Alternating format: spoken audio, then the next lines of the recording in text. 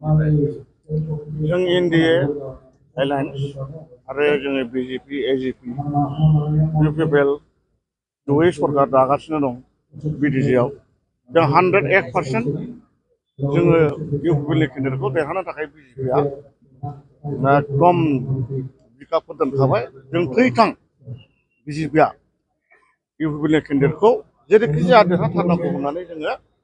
साफ्रोमबो बिजेपिनि वार्कार बिथांमोना बयबो साखाफारा जाखाजोब्बाय खुनु आरो सिन्था खालामनांगौ गैया माखासे रायजो राजाफोरखौ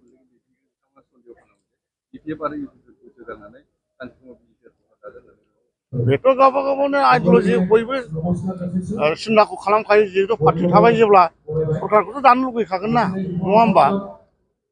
जोंथ' जुजिगोन जुजिनानै हानाय हायै बे उननि बाथ्रा नंगौना नङा पार्टि हिसाबै जोङो बयबो आलादा गेलेनानै सरकार दानोखौथ' नाजागोन बे जाहैबाय रायजो राजानि सायाव थाहैबाय रायजो राजाया अनोब्ला जों दानो हागोन रायजो राजा अनाब्ला जों दानो हाया बेबायदि आरोखि राजनितिनि सिस्टेमा दिनैनि दिनावथ' नुहुरनायाव जोंनि बे इउपिपिएलनि केन्डिडेट जोंहा जाय जायो दिनैसिम डिक्लेयार होथ'वाखै जे बिथाङा 100% माने गोबां बर' देरहागोन होननानै आं आसा खालामो आरोखि बिपिएफआ फेक्टर जागोन नामा एसे ओरैनोथ' सिडलि चिरां हिसाबै गुबुन पार्टियाथ' गोरा नंखायाना बिपिएफल'सो दङ गुबुन पार्टि कंग्रेसआनो हक उनाव खामानि गैयाना बेजोंनो जागोन आरो सोरजोंनो जानो जाब्लाबो खिन्थु हानाय नङा जेबो खामानियाव फैनाय नङा सिडली समुस्टिनि उफ्रा बिसायख'थिनि जे स्टिरिं कमिटि बेखौ नैबे कासिक'ट्रियाव थानाय मोनसे थावनियाव बेखेवनाय जाबाय बेखेवनो थांगासिनो दं साराबो बेयाव बाहागो लादों बे समाव मा बुंदों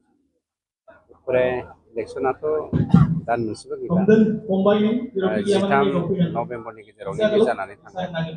आरो बेनि थाखायनो दिनै जोंनि जथाय दोलो इउपिपिएल बिजेपि आरो एजिपिनि केन्डिडेट जोंनि इउपिपिएल दोलोनिफ्राय होनाय जागोन बे बिसायख'थिनि थाखाय जोङो थियारि जाबाय आरो बेनिनो स्टेरिं अफिसखौ दिनै बेखेवनाय जागोन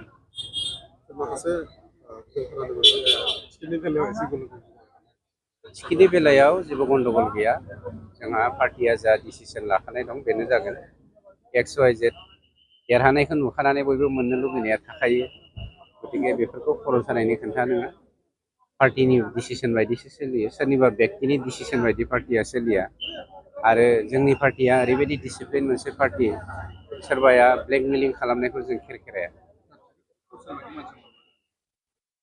गाबोन डिक्लेयार होगोन